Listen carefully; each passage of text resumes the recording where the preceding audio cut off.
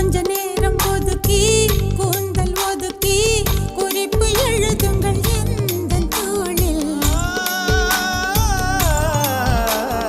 பீலி ஒன்றை எடுத்து தேனில் நனைத்து கையொப்பம் இடுவேன் உந்தன் மார்பில். உலகம் வாழ நிதி ஒதுக்கு என் உயிரும் வாழ மடி ஒதுக்கு. அரசன் வாழ